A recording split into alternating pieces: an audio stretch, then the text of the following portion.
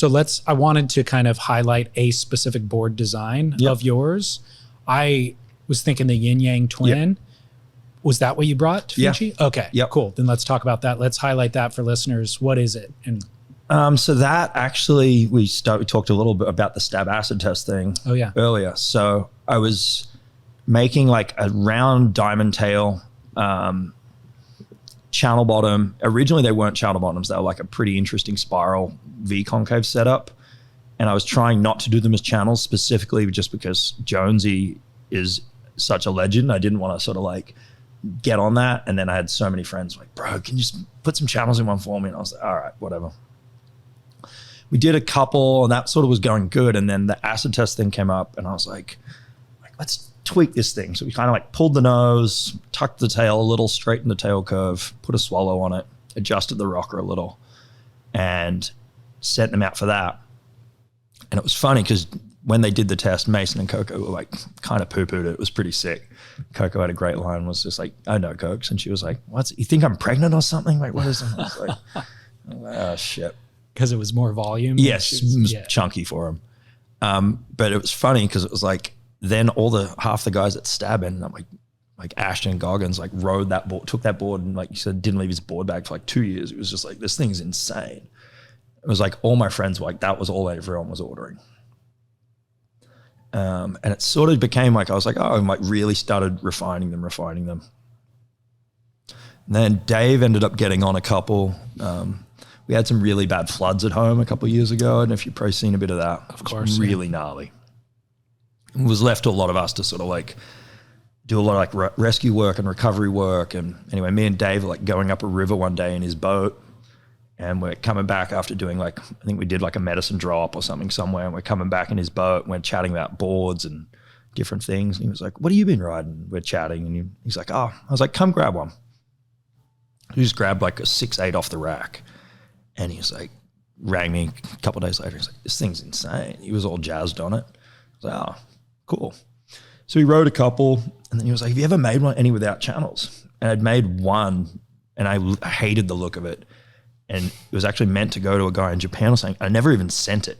I put it in a box and just stashed it upstairs. I've been sitting there for like a year and a half. And I was like, oh, yeah, maybe. Like so I went, grabbed this thing, gave it to him, like, try it. And he rang me like the next day. And this is after I'd probably done like 1,000 of them, all with channels. He rang me and he's like, don't put channels in. They're way better without it. And I was just like, you fucking kidding me? So what do you think that was? What was the difference? What was he feeling? I think that the way the channels were working in them in like softer waves or for like less experienced or like lesser surf intermediates to low, they give this incredible lift and drive and squirt. Like, and in smaller, softer conditions, just the original get up and go, or like if you're not at a super skilled level, they'll feel just so electric. Roll over really easy. Just, turbo boosters basically. Gotcha. But then at higher speeds, there's like a little cavitation, a little drift between the fins. You'll feel some air bubble, a little extra, and they'll get a little more grippy out of the lip. So once we took that out, added a slight more V, you've just like at high speed, you've just got total control, push them as hard as you want. And then also out of the lip, they're just way more clicky, sharp. But yeah, we've sort of found the length on them. I'm riding them like 6'4" to like 6'8", sort of as long as I want them. You do still want to be over the fins on them, what we're talking about with that of other boards, but you can shuffle forward and sort of move around, which is really nice.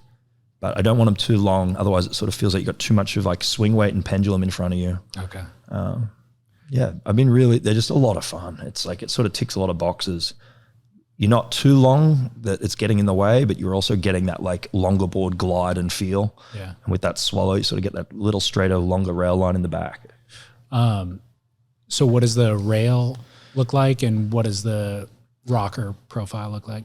It's like a medium rocker. It's sort of like four in the nose, 2 3/8 tail, pretty continual curve, but like a pretty nice, like flat, easy spot in the center that just gives like a really good sweet spot. Little soft roll nose to like a good single concave to just pretty accentuated panel V out the back. And I like a pretty like low boxy rail. but with like a little cup, kind of like a little ping pongy cup sort of underneath. And like a nice little beak. I kind of put beaks on just about everything. Oh, okay. Yeah, I saw that on that one. Yeah.